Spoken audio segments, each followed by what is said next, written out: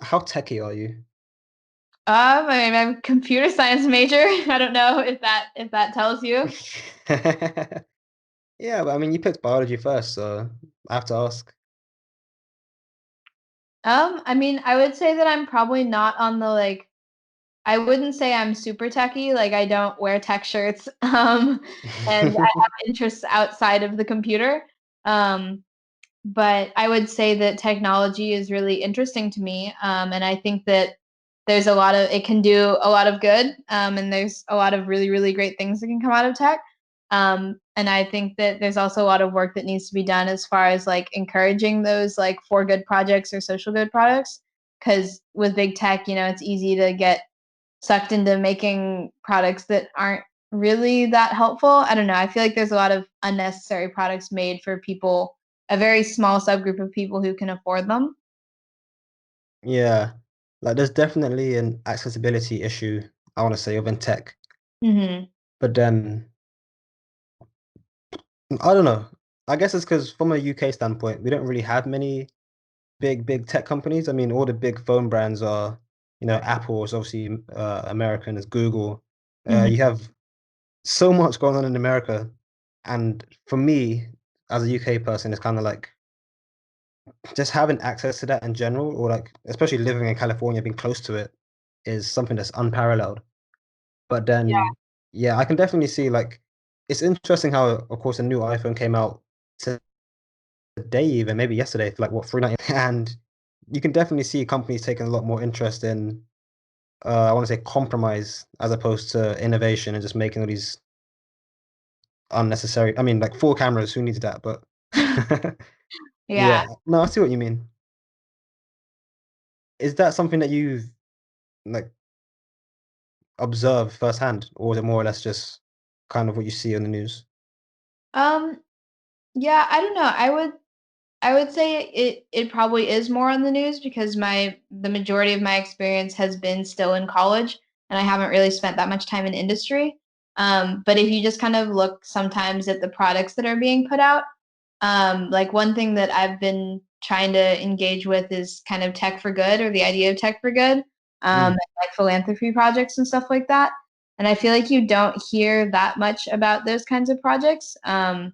In like big tech news. It's more about like the fancy drone gadget or like, wearable, video cameras and stuff like that. Uh, so yeah, I don't know. I would like to see more work being done to like for like improving people's lives and stuff like that in meaningful ways because I think tech has the money for sure and it has the resources as far as brain power. So yeah, I think we should be trying to focus more energy on that. Yeah, absolutely. How have you been like finding these projects? Because I mean, I know there are so many, like this Financial Times, for example, that is very focused on economics, but there's no, unless I'm just naive to it, but I haven't seen any big tech for good spaces out there. Like, how do you come around to finding or hearing about these things? Yeah, no, I definitely think that there's not a whole lot of stuff like that out there. I think it comes kind of from the fact that in our engineering educations, we aren't really taught about ethics. It's not a core part of, the classes you have to take and stuff like that. So people just aren't thinking about it as much. So then that kind of translates to in industry, people also aren't thinking about it that much. But I would say like the most prominent places maybe that you might find it is like all of these big companies like Apple and or not Apple, but I know Google and Microsoft at least they have like a philanthropy department. So like they are there, they're just not really talked about that much, I would say. And then I know at least at a college level, like I'm involved in like my local Tech for Good organization, and we work on like bringing speakers to campus that talk about ethics and stuff like that. But it is definitely like a smaller subset of people, and hopefully it's growing, and I think it is growing. But just talking about, like policy in tech isn't really talked about that much, like what's ethical and not. But I think the conversations are growing slowly. Mm. Yeah, that's a very, very good point. I didn't even realize that as much, but it's hard to say. I guess 'cause I still have 2 years left of uni, but engineering, at least in my limited experience is all a lot of maths, a lot of application, a lot of how to do things, but you've never really been taught about ethics. So that's an interesting point. I do feel like there's an underlying, I want to say pressure in industry to keep prices down, but to speed things up. Because I guess when you're in a project-based industry, it's very much like we'll take this contract for X amount, and then someone else will be like, "Oh, we'll do it in half the time for half as much." And I feel like that business side is a big like stagnation point. But yeah, it'll be interesting to hear more about the ethics behind it and why decisions are made, as opposed to four squared is 16. Yeah, no, I think it's definitely it's a tough issue because it makes sense. Like if you're getting an engineering degree in computer science, like you have to know like the fundamentals of computer science and like how to code and stuff like that. Um, so it's definitely hard to argue for something that people might consider more fluffy. It's not essential to making the most efficient algorithm or something like that. But I think what people need to realize is that, the algorithm that you're creating is not going to be acting in a vacuum. It's going to have implications that you probably aren't going to be aware of unless you have a group of people that are specifically thinking about it. Mm. Yeah, it is sticky though, because I feel like I was talking to my friend about this the other day when it comes to like the law side of it, the legislation, Mm-hmm. and how far these laws are behind in terms of, let's say, electric cars, for example. There's no real legislation about who takes the blame if there's an accident. Yeah. And I definitely think like there's a big void there in terms of lawyers that know about tech and then technologists that know about law. I think that's probably the biggest, biggest hole in the market, I guess. Yeah. No, I definitely think policy is yeah, I mean that always happens though. I think in science in general, like policy lags behind innovation. So just hopefully it'll naturally come eventually. Yeah, I hope so. I'm definitely going to look more into the ethics behind it as well, because that's an interesting point. Have you been taught anything about that in your, because I know you said you bring speakers and stuff, but are Yeah. you learning about that in uni, or is it just you're going out of your way to find it?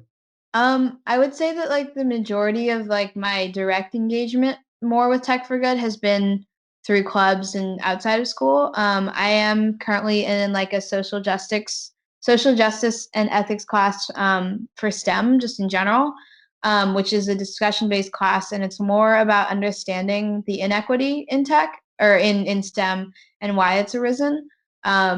Which I think, I mean, it's not like the class that'll teach you everything about ethics, but I think it's a good starting point for at least understanding why things are the way that they are now, as far as tech not being super diverse, and having it be majority like white male dominated and stuff like that. Mm. I do feel like there is a not necessarily a stigma, but let's look at the first adverts, for example, of like PCs and then Xboxes and all this stuff. Like it was very much the young boy, sitting there playing or learning how to code and all of that.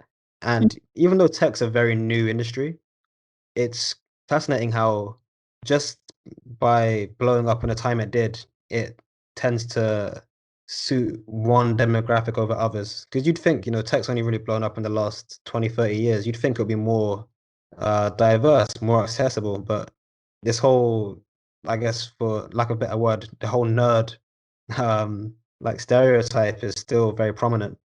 Yeah, I mean, if you think about it, it's kind of like a chicken and egg problem, right? Because you have the developers and people who are prominent in tech, and so they're creating with their demographic in mind.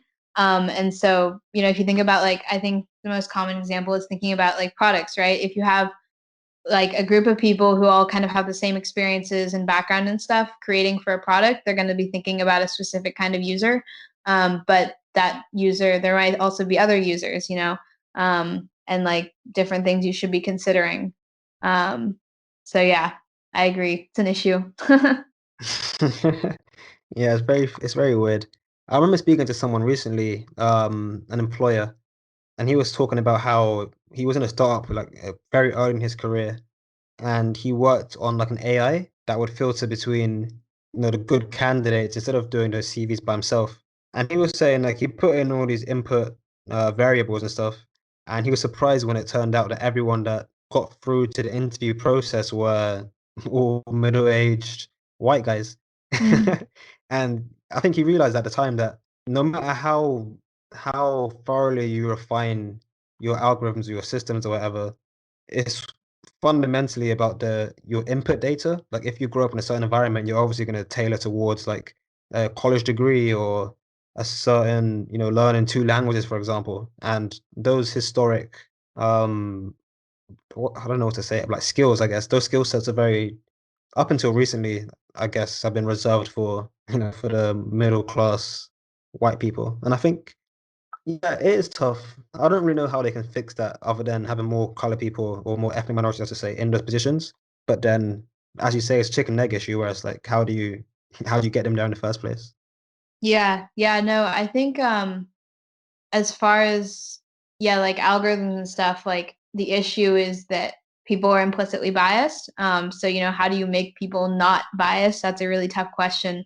And then as far as like getting more people into STEM fields, like there's some research that's been done as far as like what keeps people in STEM fields, or keeps like underrepresented groups in STEM fields. And a lot of it has to go down to like the amount of support that they get throughout their education.